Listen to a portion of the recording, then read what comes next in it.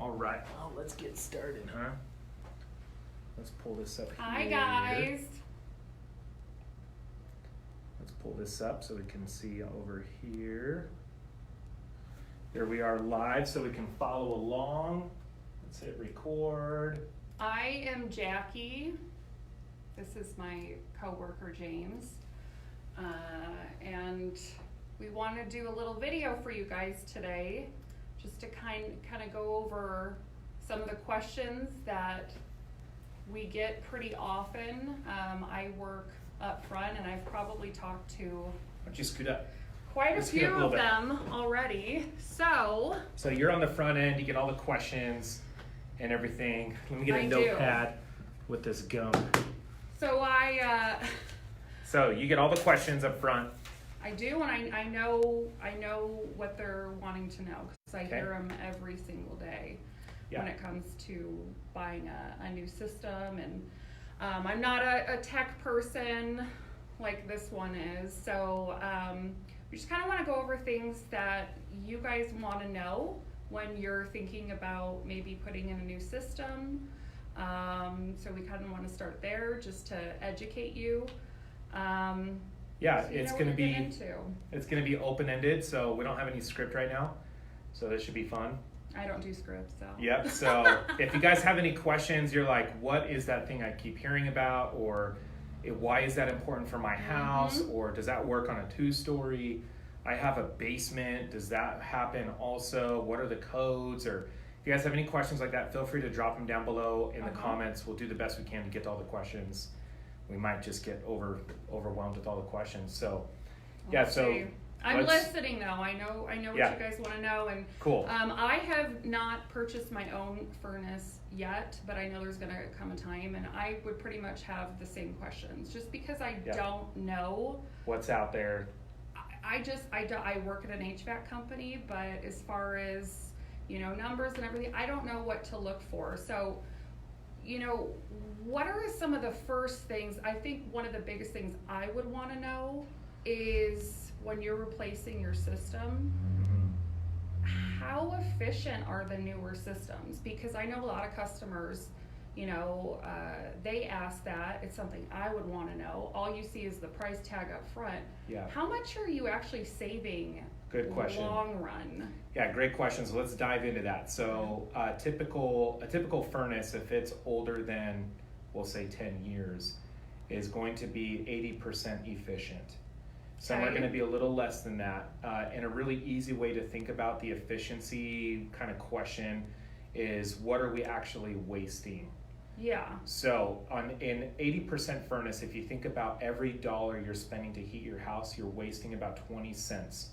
That's going out the chimney. That's a good way to explain it. When you get into a better efficient furnace like a 90 or a 95, there are some furnaces on the market now that are like a 97%. You're only wasting about 3 cents for every dollar. So when it comes to like a typical question we run into out in the field is like, what's the ROI? How soon is it going to pay that back? Why would it be worth to make that jump? I don't know what that means. What's the return on investment? Yeah, so if we're going to spend an additional $1,000, is that going to be worth it if we're going to stay here for X amount of years? Yeah. So great question, and so that's really the best way to look at it. Okay. So if you're going to stay here, let's say your utility bill during the winter for your gas, let's say it's $100, you're going to save 80% versus 95, so it's 15% more efficient. So if it's $100 a month, we can knock that down to about $85.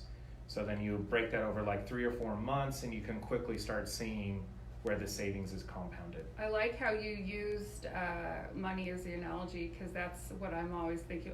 Yeah. How much am I saving? So, basically what you're saying is, don't look at the bottom line, the cost of the furnace. Look at how much it will save you long term. Yeah, there's a lot that goes into that. Obviously, there's a lot that we take into account when we're on a call. Okay. But yeah, you really want to look at the best way to look at it is, what is the return on investment? Yeah. So if it's $1,000 more to get that additional efficiency, but we're only going to be in the house for 2 years, then is it really worth it? We go to some homes where it's 80 degrees all winter long, and so you might have a tiny house, but the gas bill is $200 because Wow. it's like you're in the Bahamas in there, you know? You're in your shorts and it's snowing outside, but Yeah. you're nice and toasty. Your gas bill is going to be a lot higher because you're using it more. So then efficiency can become a lot more relevant in certain situations. What is cheaper to run? Is it gas or electric? That's a good question. We get that a lot too. Yeah. Gas in our area is cheap. It's very affordable. Okay. And it's actually produced in a very clean manner. So a lot of people, if you're watching this, you're thinking maybe from like the 70s or the 80s even, electricity was sold as like clean energy. Yeah. And it was, but what has happened, there was no gas present in the Treasure Valley. It was a very small portion of like downtown Boise, more established areas. You get out into like rural Meridian, we're talking like the 90s, now it's all built up. Gas kind of came in and it's really taken over, and gas is hands down the cheapest way to heat your house. Did not know that. Not I always did not know available. that. We go to some homes where it's not even an option. I've seen It's that electric too. only, so Because we do have customers that have called in where they just have electric and they want to know, can they go to gas? And we have done some jobs we where do we've conversions. converted. Yeah. Yeah, that's a great. Yeah, and so the gas company, just a quick note on that, the gas company will bring, in many cases, we can pull some maps and some data to really look at what's available, what's not available. But the gas company can actually run from the road or wherever the service line is at up to your house for free. And then we can take from the meter into wherever your appliance is at. And so that cost that cost to do that work is hands down going to pay for itself, especially if you're on electric. So a typical 1,500 square foot home might have a $300 or $400 utility bill during the wintertime. If you're on electric, now you switch to gas, you can easily drop to about $60 to $80. Oh my gosh! So you're saving $250, $300. Wow. Yeah, that's a lot of Netflix subscriptions, right? That's a lot of Hulu. Mama There you needs go. A new pair of shoes. Yep. Yep. Mama needs a new pair of shoes. Yeah. I always equate to what items I like. How many of those can I buy? You can buy a lot of shoes. Yeah. Every winter. There you go. So another question. Okay, so my furnace, it's getting older. What's the average lifespan? What is it? 10 to 15? 10 to 12? Yeah, people always wonder like how long should it be in service? Yeah. And when should we consider like, just biting the bullet in a sense? So in our area, we've done some data, we've done some testing, we've done some analysis around this. And so we have found about 10 to 15 years is the average expected life. That's going to be many factors. Maintenance is a big factor. If That's you're doing huge. tune-ups every year, that's a huge factor. You're going to get a longer life. But a furnace runs about equivalent to 100,000 miles every winter. So if you think about like a car, you're going to go get that oil changed a lot within 100,000 miles, right? And so people often think, oh, well, it runs and I kind of smell the dusty smell, and like, oh, the furnace is on. Well, that's typically a sign like the furnace is crying, like, please, attention. And so you definitely want to pay attention to that and definitely get some tune-ups done on it. But also how you use it too. If you're running 80 degrees in the wintertime, that thing's running a lot more than if it's like 65 degrees. I'm not advocating you turn your thermostat down and bundle up. What's a good temperature? Because I also get that question a lot. Yeah. Well, I can answer it from a technical standpoint. Let's do like a little bit of both. Well, the best temperature is whatever you guys don't fight over. That's really the best temperature. Great. Can you tell he's a married man? Yeah. So if it's 72, answer. she likes it 72. Whatever that compromise is. Yeah.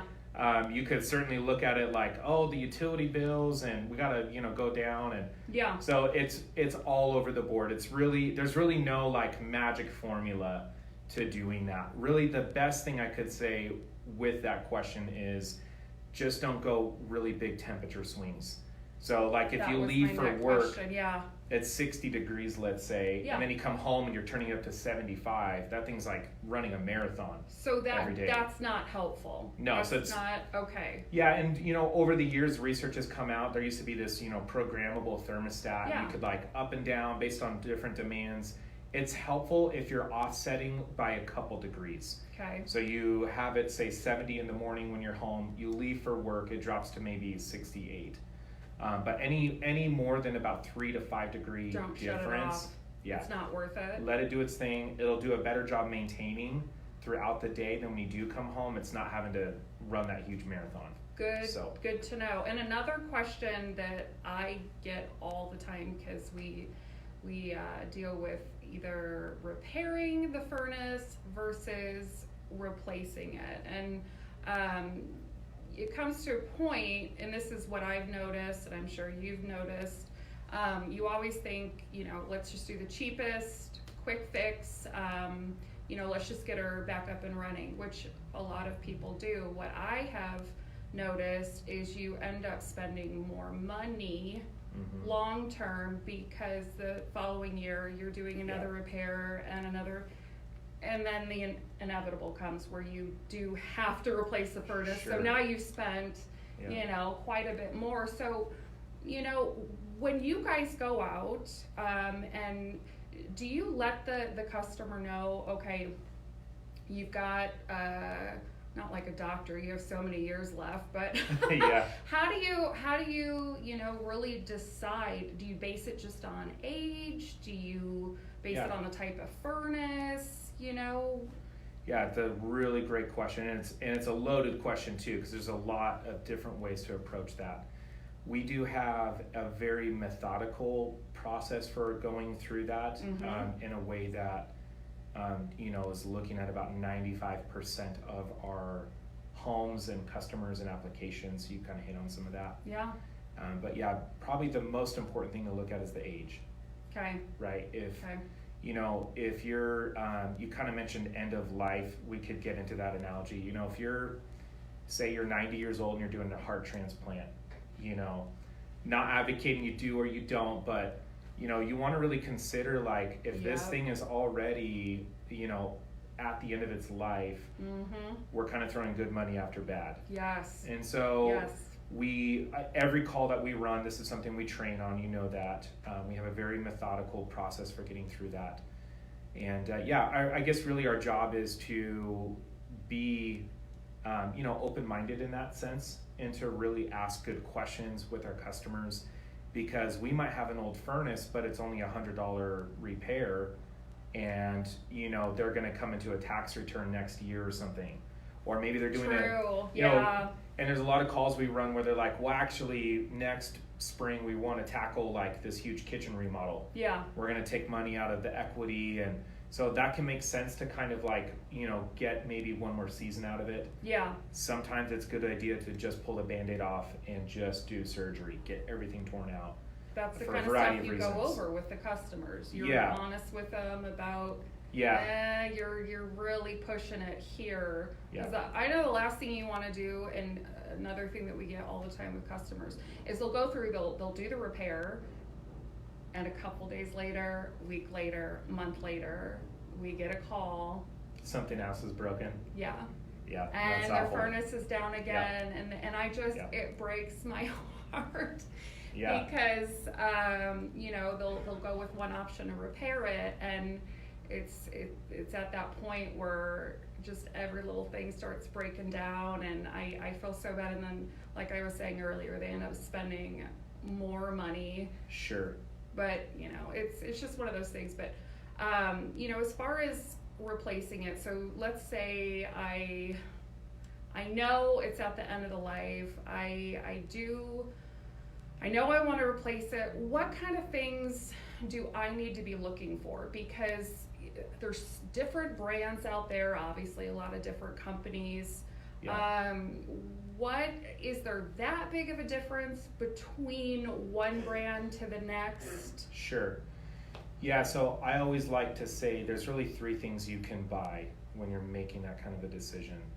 Probably the one thing you can buy is efficiency.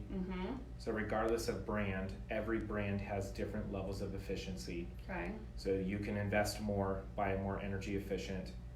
The other thing you can buy are like features and benefits. Okay. Like if you have an upstairs that's always hot during the summer, it's a very common problem we see here in the Treasure Valley. By the way, if you have a 2-story home, drop us a thumbs up or a comment down below. Let us know, because then we got some cool programs for you. The other thing that you can buy, well, just a note on features and benefits, like another really common benefit or feature is like a Wi-Fi thermostat. These are like the bells and whistles. Yeah, some make sense and some don't. Okay. Some are just like, they're just fancy to have. Yeah. You know, like I remember when heated seats came out, it was like, that was the thing. And then like somebody, Still the thing for me. some car, yeah, me too. Some car manufacturer introduced like air conditioned seating, and then that was the thing. And then heated seats was old news, you know. Yeah. And so that's all. When you're getting into features and benefits, you just want to have a good idea of like what is important, and will that fit and dovetail into our lifestyle or not. Then the third thing, and this is probably the most important thing to really consider, is who you're hiring. Yes. Because you can buy a really good system that Consumer Reports rates as like the most reliable, and it can be installed incorrectly. I mean, we've seen jobs. I get those phone calls. We go out on them and we're like, that furnace is installed upside down. How did they do that? Might be a little exaggeration. I mean, the stickers literally are upside down. It's like, really? And so we go in and we have to, you know, and I know like on the other end, we have installed low-end brands that do break down often or have a history of that, and we get them to last longer than their expected life because of how we install it. And we don't need to get, this isn't like, maybe we do a video on that, like interesting. Really breaking down what are we actually doing, that could be helpful, but those brand are the three matters things. That's one of the things you were saying, because brand is important. Big question we Yeah, get all totally. the time. Totally. They'll call for a specific brand, or basically they'll ask what's the cheapest. Yeah. And so Totally. there is, what you're saying is there is a big difference. Is it a big difference between, say, like a Train Yeah. versus, I'm not going to name any other names, but Yeah. there's a difference. Yeah, totally. Consumer Reports, what's a good place that they can... Yeah, and that really comes into, like, I would say my filter, sort of trying to be unbiased. I prefer certain brands because I don't work on them often, Okay. you know? But in an unbiased filter, I look at the warranty. Yeah. Some manufacturers provide a 10-year warranty. For instance, like in Train, they have parts that are actually have a 99-year warranty on them. You did say that once. And so that's like, to me... I thought he was lying. Yeah, and I read it and I was like, 100 Yeah, I years. believe you. It's not 100 years, it's 99. I mean, what's one I extra knew year, there was right? a catch. Yeah. So I always looked at it and I think, okay, that if the manufacturer is willing to stand behind it for that period of time, chances are it's bulletproof. There are other brands and other manufacturers where a warranty is like maybe 5 or 8 years, you know. So, really? Did not know that either. Yeah, so there's, you know, in terms of brand, there's a lot to consider, but really more important than brand is who you're hiring. That really is, because you could take a good car, like say a really reliable car, like a Toyota. You could take it to a shade tree mechanic, and that's so true. you know, now there's like aftermarket parts, and you don't really know what's going on, and next thing you know, your car's not lasting long. You could take a, you know, like a Chevy, sorry if you have a Chevy, you could take a Chevrolet to, you know, an auto dealership, and it just kind of an analogy, you know. So efficiency is a big deal, features and benefits are another big deal, and then probably the most important is who's installing it. So. And yeah, we get those, I've talked to a lot of you about that, where someone else has installed it and we end up having to go out and fix it because they didn't guarantee their work, and Awful. Permits, like city didn't come out, and so many different things. Oh, man. Well, yeah, My cousin Vinny. My cousin Vinny. Oh, that's Awful. another one. If we buy it through you, we're just gonna put it in, and even though you didn't go to, you know, school for it. So there's a lot of different, these are the calls that I get. So yeah, I just, you know, as far as replacing it, it sounds like there's a lot of different factors. You touched on maintenance. That's another one too, which I've noticed. Even if you have, say, not a fairly old system, if you haven't been doing maintenance, It's like I tell our customers, it's maintenance. Isn't it like the number one thing that you can do to Yeah. extend the life of the system the longest? Absolutely. The most important thing.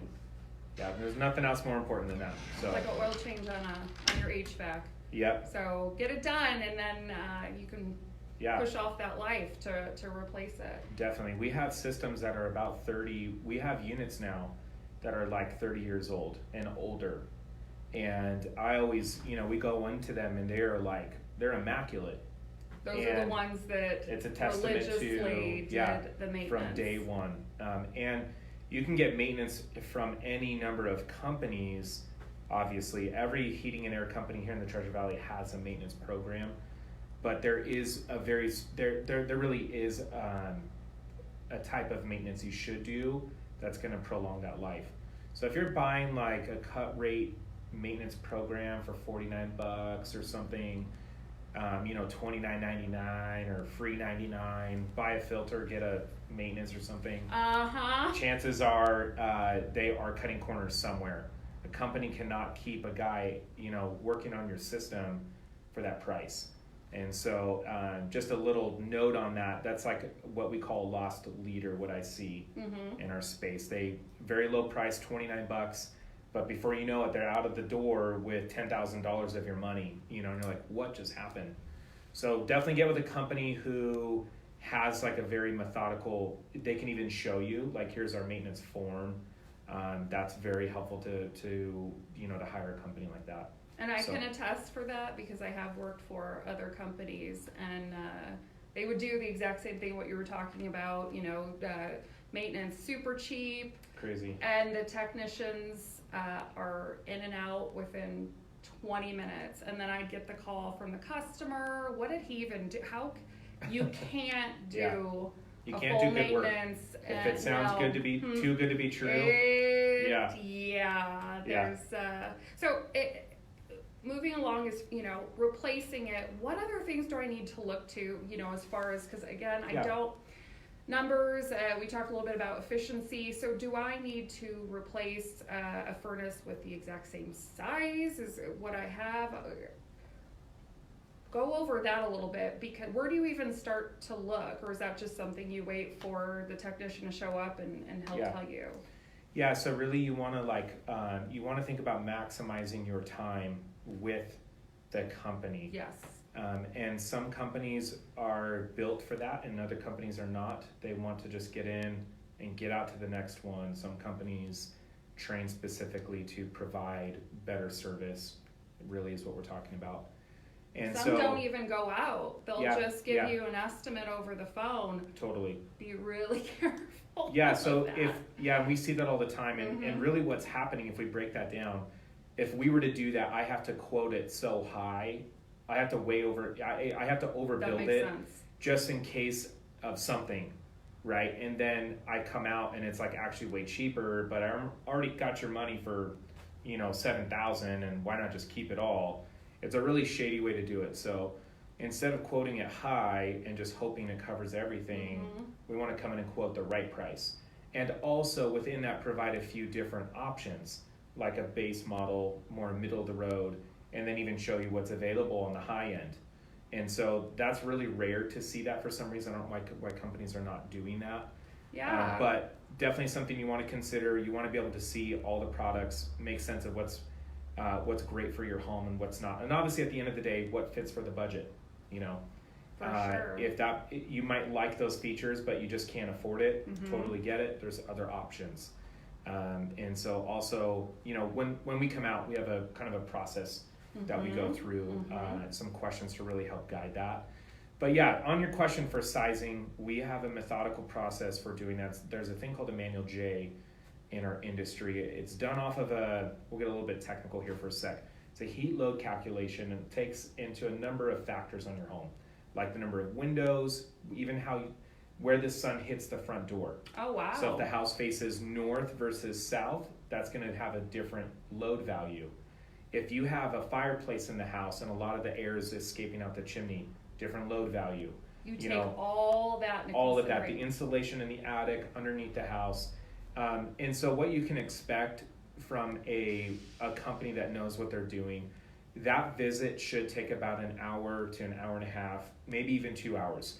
You might be thinking like, I just don't have the time for that. Why can't I just get a price over the phone? You definitely want to maximize that visit. Let the professional do his thing, diagnose your house, and then you guys, regroup, you guys have a conversation and decide what's going to be a good fit and what's not. And so, yeah, we do that on every call. A lot of companies are just replacing a box for a box. They're pulling out. We get that a lot. And we get that apple to apples. I just want to compare apples to apples. And you really can't. Yeah, and so what's happening in that, when somebody is needing apples to apples, it really means that something else was left undone or undiscovered. Or they're just thinking about the price. That's all. Well, yeah, and at the end of the day, that is probably the most important factor. Can we afford it, right? We have to make sense of the money, and we totally get that. It doesn't make sense to just show you something that's $30,000 and you can't even afford it, right? And so we take into all those factors into account. That's why you have to go out. Yeah, and the purpose of going out is not just to build a connection and to hopefully earn business, hopefully earn your business, but also to really get an idea of what is it going to take to get the job done correctly. So customer service. Yeah, so we did a job. We did a job for a customer just a few months ago. Actually, last winter, she hired another company that was about $2,000 cheaper for the same product. This apples to apples. Oh yeah. So we quoted a train. Another company came in, quoted a train also, and they did this manual J, this calculation.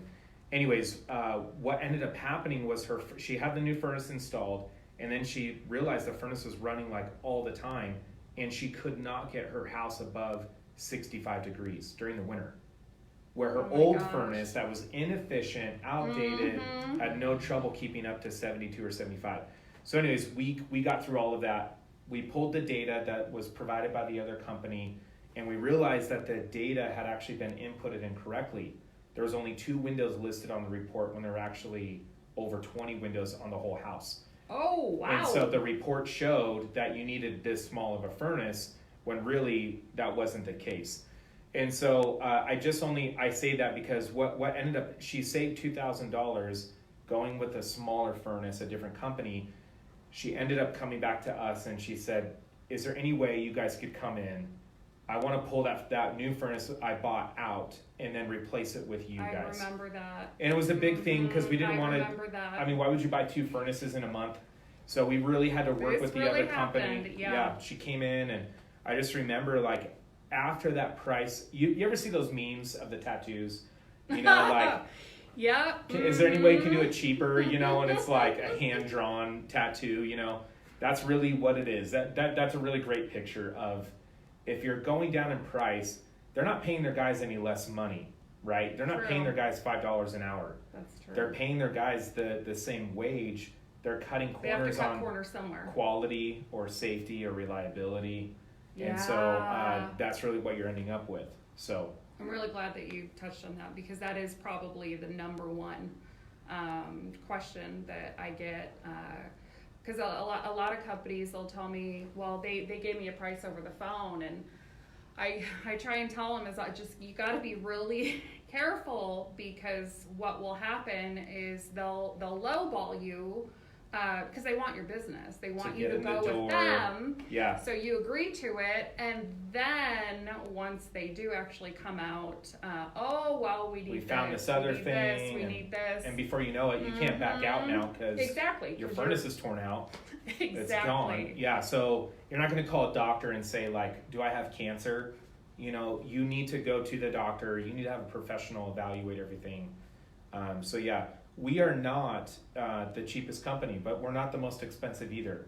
We tend to be right in the middle. And so, we've probably seen the whole host of things, just in my short 15 years being here, we've seen a ton. And you hear it too on the phone. I hear it all the time. Well, yeah, this has been a good dialogue. I think I've learned a lot. Awesome. We went way over time, but it's been valuable. So if you guys have any questions, feel free to drop it in the comments below. If you're just watching this, we're Access Heating and Air, located in Meridian, Idaho.